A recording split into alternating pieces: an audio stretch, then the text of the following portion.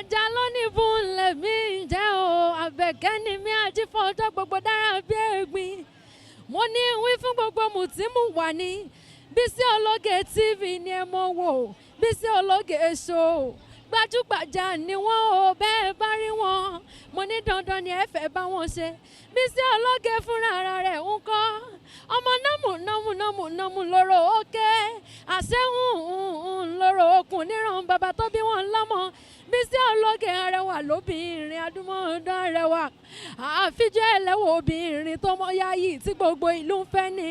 àní Abẹ́òkúta tẹ́tẹ́ orí àpáta wọn fi ṣẹlẹ̀ mo ní ẹ wá lọ́gùn yan lẹ́bẹ̀ẹ́ lọ́rọ̀ ká ọkàn mi nìjọ mo ní ẹ wá fòrò yan mi ń lé wọ́n ní ẹja lónìí bó kí n gún yan lẹ́bẹ̀ẹ́ kí n ro ká ọkàn mi nìjọ mo gún yan lẹ́bẹ̀ẹ́ tán mo ro ká ọkàn mi nìjọ nílẹ̀ bàbá tó bí wọn lọ́mọ àní kàkà kan fòrò yan nílé igi pẹlẹbẹ náà gbélé ńlá ọmọ sálà tí fowó àlejò bomi ọ̀rọ̀ mi ò kọ́gí ọ̀rọ̀ mi ò mọ̀ kọ́ pẹ́ Àbẹ̀kẹ́ mo ní gbogbo yín pátápátá ire lójú wáyọ́mọ́ rí ire lójú owó yọ́mọ́ rí BISI Ologe Show ni ẹ mọ́ tẹ́tí sí kẹ́ ẹ mọ́. ẹ bá mi dárúkọ ìfún bíbí tó ń wò yín lẹ́jà rẹ̀ kí wọ́n mọ ìyá olóyè kankan. Orúkọ mi ni Ambassador Chief Mrs. Esther Abọ́sẹ̀dé Àbíkẹ́ Abíóyè ọmọ Ògúndélé àrùn láti kò ní Ṣódẹkẹ́. Mọ́ṣáláṣí Jímọ̀. Bá a wà náà ni. Bá a wà rè bá a wà. Màmá mi kí lẹ ṣe rìn tó ẹ fi wá di Yeye Bajela Oke-Ona lábẹ́ Olúmọ. Ẹ ṣe púpọ̀. Ìrìn àjò náà Ọlọ́run ti ń rìn fún mi láti ìbẹ̀rẹ̀ pẹ̀pẹ̀ nípa ajé. Kò sí ohun tí màmá dáwọ́lé Ọlọ́run máa ń jẹ́ kó yọrí sí rere lórí ọ̀rọ̀ omi alájẹdé. Ìgbà tá a kọ́kọ́ bẹ̀rẹ̀ ọ̀rọ̀ alájẹdé yìí àwọn ọjà mi Olówé market mo ti wà níbẹ̀ láti 1980 wọ́n wá rí wípé ìyá yìí tó ti ń tajà yìí ó ṣe ni mo bá dé Olówé lẹ́kọ̀ọ́ ìgbà náà ní 1979 mo wà ní Balógun mo máa ń gba ọjà láyé company factory Wilma industry mo máa ń gba ọjà melamin product òun ni àwọn èèyàn máa ń pè ní abọ́mọ̀fọ̀ èmi kọ́kọ́ bẹ̀rẹ̀ láti Balógun mo ní store ńlá ń bẹ̀ máa wá já ọjà 9/11 wọ́n máa wá láti Olówé ibẹ̀ ní ìsọ̀ àwo àti Kòròdóòmù wọ́n máa wá sí Balógun wọ́n máa wá bá mi pè ní pálí ìgbà mi tó wá gbé mi dé Olówé lọ́dún náà lọ́hùn ìgbà tí wọ́n bá fi sample sórí igbá tán bá ní ẹ lọ fún wa ní pálí 5 ẹ lọ fún wa ní pálí 10 àwọn ìyá yẹn kẹ àwọn àgbàlagbà ni wọn ò ní tó bẹ́ẹ̀ kan tó sọ pé wọ́n sáré láti Olówé dé Balógun ìgbà mi àwọn kọ́sítọ́mù wọn ti lọ náà bá wá bẹ̀ mí pé kí n máa bọ̀ wọ́n bá mi wá ṣọ́ọ̀bù sólówé that was 1980 ní èyí tí bí second born nígbà yẹn but mo wà nínú oyún ẹ̀ ní 1980 yẹn wọ́n ṣàbá mi wá store síbẹ̀ so mo tún wá ń já síbẹ̀ ilé ọlọ́bẹ̀ ló dùn number 16 Olówé ni mo wà hostel ni mo ń tà ń bẹ̀. Adébáyèrè ìrìn àjò náà à ń bàbọ̀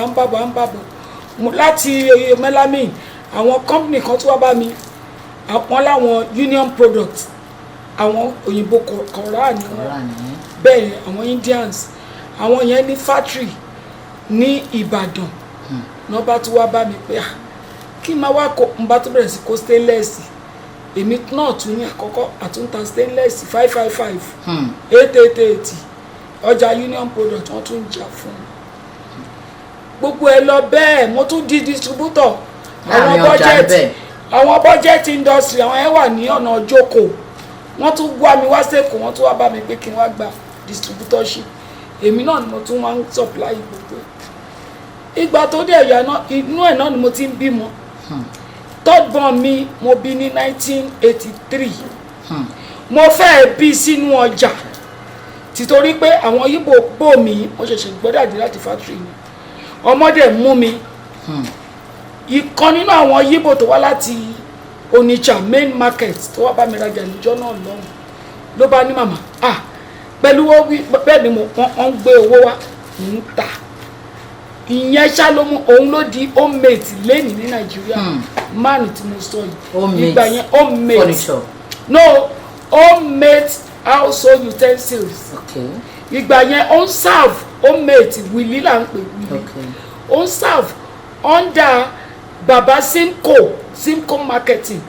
ní Onitsha main market òun ló mú mi lọ sí hospital tí mo fi lọ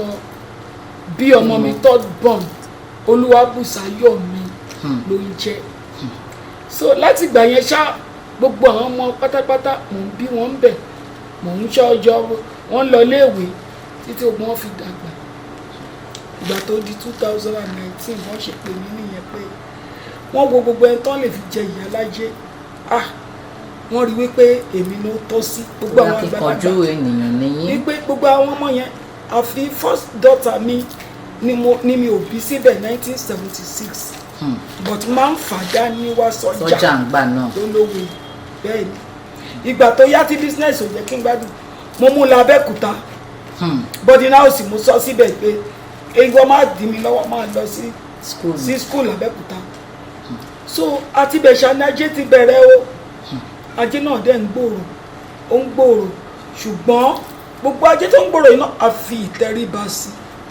nítorí pé àwọn àgbàlagbà náà kún bẹ́ẹ̀ ọmọ tó bá dẹ̀ ti tọ́ léere tó ti wá nílé onígbàgbọ́ bàbá tó bí mi oníkan fi ìpìlẹ̀ rere sílẹ̀ fún wa ìpìlẹ̀ yẹn náà làwa náà dẹ̀ tẹ̀lé ìpìlẹ̀ yẹn náà làwa tún fi tọ́ gbogbo àwọn ọmọ wa níléèwé yunifásitì gbogbo wọn jáde wọn ṣe masters kó tó di pé gbogbo wọn di wọn lọ́kọ wọn dèrò òyìnbó alájẹ ti Èkó là sì ń ṣe yálàjẹ ambassador tún wọ̀ látọ̀dọ̀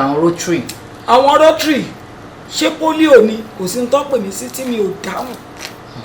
for anything ní Rotary district up to district international man travel every year tí máa ń bá wọn Rotary wọ́n tún rí i pé ìyá yìí náà ó kó èèyàn jọ ìgbà tó tún fẹ́ fún èmi ò mọ̀ àti international lọ́hùn district lọ́hùn ló tún ti wá wọ́n ní ẹni tó yẹ káwọn gbé fún rẹ̀ so mo dúpẹ́ lọ́dọ̀ Ọlọ́run ìyẹn la tún sì ṣe a ṣe ń celebrate ti ambassador lọ́wọ́ oyè náà ó tún ráwọ̀ náà tún pè mí nílùú mi pé mo gbọ́dọ̀ wá jẹ oyè nílùú tí mo ti jáde bàbá tó bí mi Ẹ̀gbá ni ọmọ Abẹ́òkúta ni ìyá tó bí mi Ẹ̀gbá ni ọmọ Abẹ́òkúta ni mo wá dúpẹ́ lọ́dọ̀ Ọlọ́run ó dẹ̀ pè mí náà mo jẹun bàbá wa Ọ̀ṣìlẹ̀ Òkè-Ọ̀nà bàbá wa Adédàpọ̀ tó ń dẹ̀sọ́ pé ó yá tẹ́jú oṣó wọn ló yá mo ló ti yá ìdí rèé o tí ẹ fi rí pé Yeye Bajela Oke-Ona Egba ẹ ṣé mo dúpẹ́ màmá mi àjíǹde ara túbọ̀ máa jẹ́ sí láṣẹ Elédùmarè màmá mi. ọmọ yín Fúnmi Àràgbáyé ló ń sọ̀rọ̀ ẹ máa wo BISI Ologe Show correct ètò ni ó ń ládùn ó dẹ̀ lóyin tẹ́ bá ti ń wò ó Olúwa máa bùkún yín mo ní àyè báwa táyé wá ṣe o bàbá àyè báwa táyé wá ṣe o ìwọ̀n lọ́lọ́run lókè lẹ́dùnmáre ọlọ́run ayé òjòwò tètè bá wa ṣe o ní Nàìjíríà àyè bá wa táyé wa ṣe o. ẹ máa wo BISI Ologe Show correct ni ẹ má gbé kúrò ńbẹ̀. màmá mi ẹ dárúkọ ń pé oníṣòwò nìyí ọ̀pọ̀lọpọ̀ èèyàn ló mọ̀ yín bẹ́ẹ̀ báwo lẹ ṣe wá ṣe owó yín ìdílé yín àwọn ọmọ ọkọ báwo lẹ ṣe ṣe tí kàn wá faragbára wọn. ẹ ṣe rí iṣẹ́ ìyòwò yìí bàbá tó bí mi òun ló kọ́ mi láti ilẹ̀ bàbá tó bí mi newspaper agent ni gbogbo èmi làwọn Daily Times yóò àwọn Sporting News yóò láyé ìgbà yẹn náà máa ń gbé fún bàbá, wọn ń kó wá fún bàbá ni tó bá ti wá kó wá èmi ní àkọ́bí wọn tó bá ti gbọ́ ìdájí gbogbo àwọn ọmọdé gbogbo àwọn ọmọ ẹbí ọdún bàbá tó bí mi ni wọ́n ń gbé gbogbo ìjọ ń dàgbà bẹ́ẹ̀ ni èso èmi ní ẹ̀gbọ́n gbogbo wọn pátápátá tó bá ti dago 4 láti máa jí by 5 àti múra gbogbo by 5 àti 4:30 àti bọ́ta so àwọn tó wá kó pépà wá àmàkọ́lẹ̀ kó tó di pé àwọn vendors wọ́n dé láti wá ẹ̀yìn bàbá lágbájá báyìí ló mú ti máa kọ everything èyí tó bá wá kù ńlẹ̀ àwọn àbúrò mi àwa pín fúnra wa àwọn àbúrò mi náà ṣì wà o gbogbo àwọn ọmọ bàbá tó jẹ́ bàbá mi àwọn ọmọ àgbọn bàbá mi ọ̀dọ̀ àwọn tó bí mi sórí pé coins la máa fi ń gbowó èmi náà ni èyí tábúrò mi bàtà nídàjí tí ewé bàtà bí èmi náà máa gbé fún ní àpò so kò rò mí lójú tí òyì tó bá wá kù lọ́dọ̀ àwọn vendors máa wá gbé àtúnpín àbúrò mi délé ìyẹn máa lọ sí junction alágo 2 èmi máa súré lọ sí EBJ ní ẹnu ọ̀nà àwọn tó bá fẹ́ wọ train lágo 6 wọ́n máa bá mi lójú ọ̀nà ń bẹ wọ́n máa tún máa rà lọ́wọ́ yín ní EBJ bẹ́ẹ̀ ni máa tata láago 6 máa tata ya láago 6 àbọ̀ 6:30 tó bá máa fi di 6:30 mo ti sáré torí mò ń lọ skúlù mo tún ti sáré màá wá bá àbúrò mi ní junction alágo 2 mélòó ni wà títà mélòó ni wà títà pàràpàràpàrà àti kó owó papọ̀ ilé wa òde kókó jìnnà sí junction àti gbé number 48 ọlọ́run dé là ń gbé ẹsẹ̀kẹsẹ̀ àti kó owó pọ̀ bàbá mi á wá dé èyí tó bá wá kù àwa ní Nigerian Railway ni wọ́n bàbá mi náà fún ní contract yìí every day gbogbo àwọn offices bàbá mi ló máa ń ṣe yẹn gbogbo ìta bàbá ti tàkù offices pátápátá bàbá mi ló máa lọ ṣe bẹ́ẹ̀ pẹ̀lú bicycle ni bàbá yẹn ń kọ́ bicycle bàbá mi ló máa lọ supply sí gbogbo offices dé Èbúté Mẹ́ta junction dé Òyìngbò gbogbo àwọn offices ló máa drop ẹ̀ sí ọ́fíìsì èmi á ti gbé owó èmi á ti gbé fún un á ti padà sí ilé láti lọ mọ́ school ṣẹ́rípò ti mọ́ mi lára láti ilẹ̀ ìgbà tó dẹ̀ dìgbà tèmi yìí náà ọlọ́kọ dé tá à ń bímọ bẹ́ẹ̀ ni mo tẹríba fún ọkọ mi gbogbo àwọn tó bá ń gbọ́ mi nísìn wọ́n máa sọ ọkọ tèmi ìkúnlẹ̀ ni mo fi ń fún lóúnjẹ tìtorí pé àti ilẹ̀ lọ́lọ́run ti lọ́wọ́ mi ti jí tí mo ti ń ṣe òwò yìí so ìyá mi ẹ̀dẹ̀ máa ń sọ fún mi pé tẹríba má sọ wípé torí wípé ọlọ́run ń bùkún ẹ o gbọ́dọ̀ tẹríba so mo tẹríba fún ọkọ mi òun ni ọlọ́run ṣe yọ̀ǹda ọmọ tó ọlọ́run ó yọ̀ǹda fún mi máa wà nínú oyún èmi náà ni dírẹ́fà ara mi ìgbà tí mo fẹ́ bí ọ̀kànlá mi Olúmídé the 5th born tó jẹ́ ọkùnrin mo tún fẹ́ bí yẹn sínú mọ́tò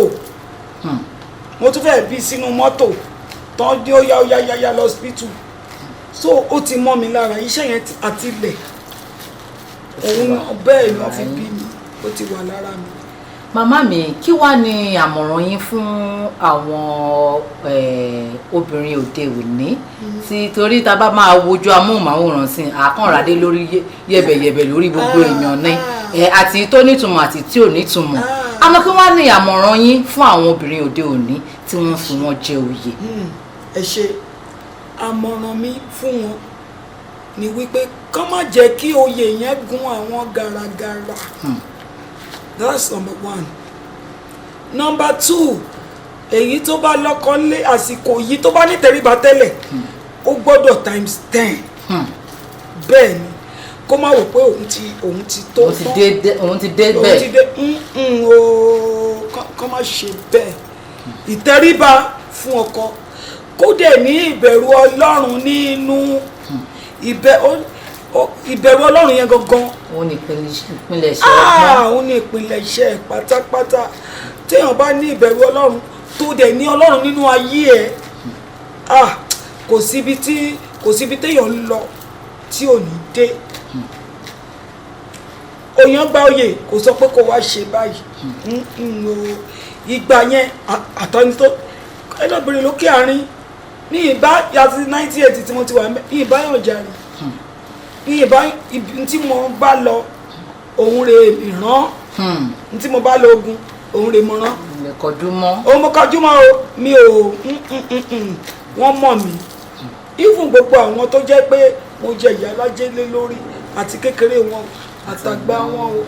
bí mo ṣe máa ń ṣe fún wọn rè, kí lè rí sí màmá wa, ìyá wa àti tó kí lè rí sí pẹ̀lú ìrẹ́ béèyàn ṣe ń lo ilé ayé mi. Màmá mi, àgbà yẹn á túbọ̀ dálé fún wa. Báwo ni ó ṣe rí lára yín nígbà tí bàbá wa ọba Adédàpọ̀ Tẹ̀jú-Oṣó tí wọ́n fi anointing síwájú orí yín ní pé ẹ jẹ́ oyè? Báwo ló ṣe rí lára yín? Agbára èmi fúnra mi, mo sọ fún yín pé Ọlọ́run òun lọ́lọ́run máa jẹ́. Bàbá wa àwa kọ́kọ́ ti lọ gbàná sí ilé wọn náà káwa kó tó di láàárọ̀ ọjọ́ bí wọn kó tó di pé àwa gan before bàbá gan ti pray fún wa. Èmi àti ọ̀rẹ́ mi ọ̀rẹ́ mi bẹ̀rẹ̀ of the universe, bẹ̀rẹ̀ of the universe, wọ́n wá jẹ oyè bíbí ire, yèyé bíbí ire of Oke-Ona Egba. Àwọn èèyàn máa wò wípé